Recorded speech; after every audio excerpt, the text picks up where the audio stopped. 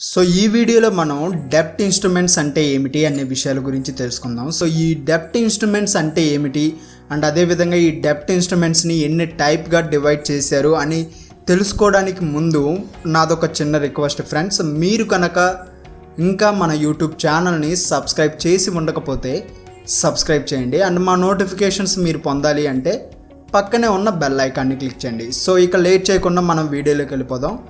So let's begin our episode.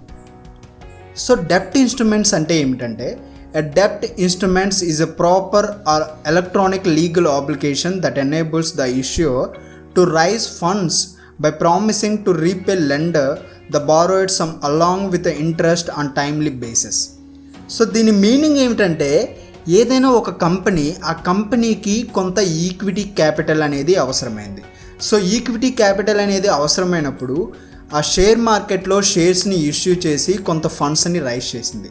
So అప్పటికి కూడా ఆ కంపెనీస్కి క్యాపిటల్ అనేది సరిపోలేదు, అంటే ఆ డబ్బు అనేది సరిపోలేదు. సో అలాంటి సిచ్యువేషన్స్లో ఈ డెబ్ట్ ఇన్స్ట్రుమెంట్స్ని పబ్లిక్కి ఇష్యూ చేస్తుంది.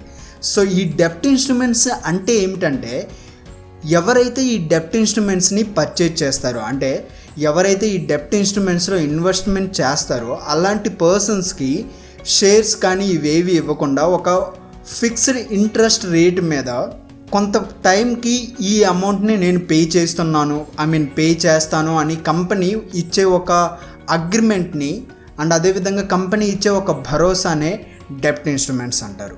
సో ఈ డెబ్ట్ ఇన్స్ట్రుమెంట్ అంటే ఏంటి క్లియర్గా తెలుసుకోవడానికి సో నేను ఇంకొక పిపిటి క్రియేట్ చేశాను. సో ఇక్కడ చూసినట్లయితే debt instruments is such as loans, bonds or debentures are used by individuals, business and government to raise the capital or generate investment income. So కంపెనీకి అవసరమైన క్యాపిటల్ని జనరేట్ చేయడానికి ఈ డెబ్ట్ ఇన్స్ట్రుమెంట్స్ని పబ్లిక్కి ఇష్యూ చేస్తుంది. సో ఫిక్స్డ్ ఇన్కమ్లో అంటే ఫిక్స్డ్ ఇంట్రెస్ట్ రేట్లో పబ్లిక్కి ఆ ఇంట్రెస్ట్ని పే చేస్తూ ఇష్యూ చేసే బాండ్స్ని లేదా ట్రెజరీ బిల్స్ని, డిబెంచర్స్ని డెబ్ట్ ఇన్స్ట్రుమెంట్స్ అంటారు.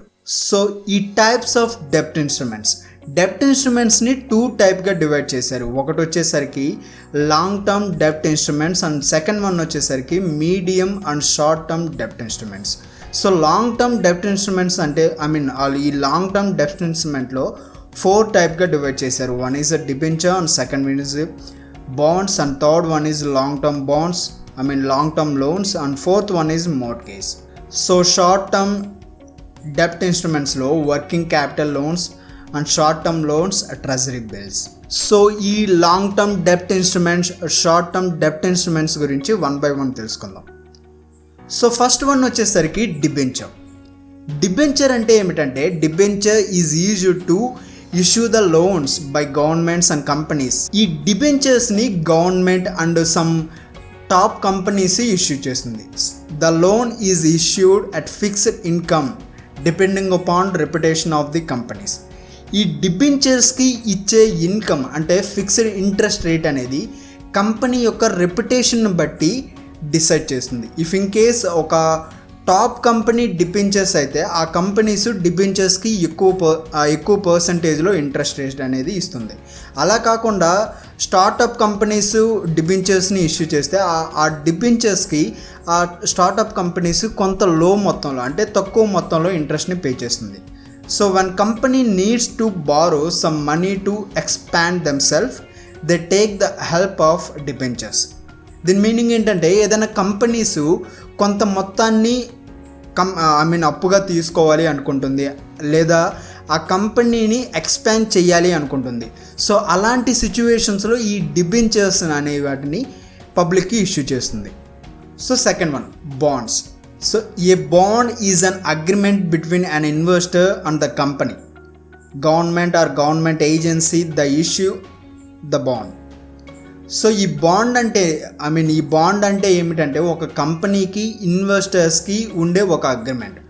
When investor buy a bond they are loaning money to the issuer in exchange for interest and the return of principal at maturity. So ఈ బాండ్స్ అనేవి ఏంటంటే, సో ఎవరైతే పబ్లిక్ ఈ బాండ్స్లో ఇన్వెస్ట్మెంట్ చేస్తారో సో వాళ్ళకి కొంత ఫిక్స్డ్ ఇంట్రెస్ట్ రేట్లో company అనేది పే చేస్తుంది.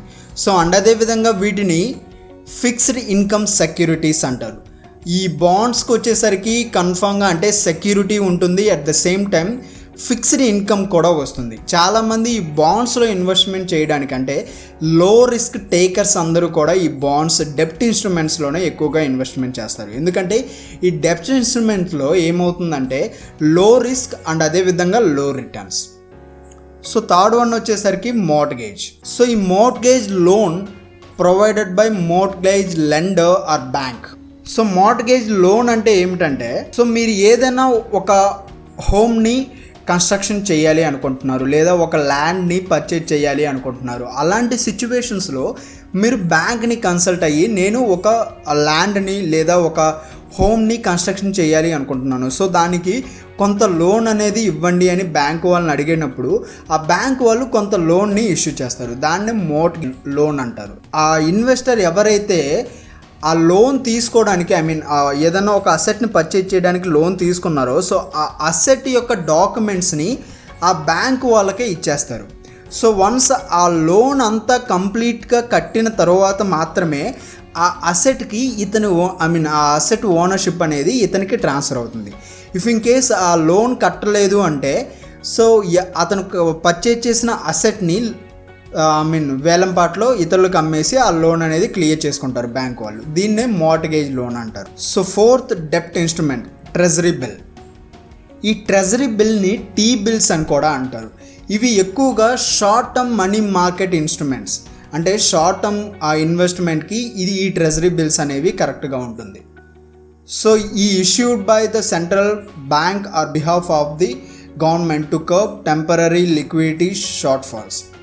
అంటే సెంట్రల్ గవర్నమెంట్ వాళ్ళు ఈ ట్రెజరీ బిల్స్ని ఇష్యూ చేస్తారు.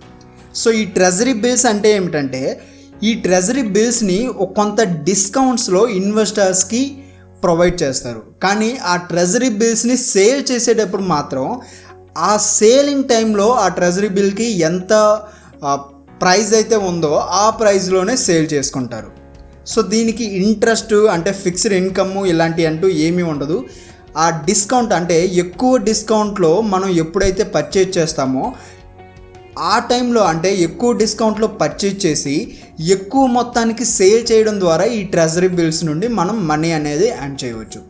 సో చూసారు కదా ఫ్రెండ్స్, ఈ వీడియోలో మనం డెప్ట్ ఇన్స్ట్రుమెంట్స్ అంటే ఏమిటి అండ్ అదేవిధంగా ఈ డెప్ట్ ఇన్స్ట్రుమెంట్స్ని ఎన్ని టైప్స్గా డివైడ్ చేశారో అనే విషయాల గురించి తెలుసుకున్నాం కదా. సో నెక్స్ట్ వీడియోలో మరికొత్త టాపిక్ గురించి తెలుసుకుందాం. సో ఈ వీడియో కనుక మీకు నచ్చినట్లయితే లైక్ చేయండి, కామెంట్ చేయండి, షేర్ చేయండి and don't forget to subscribe tech university of Telugu channel. Thank you friends.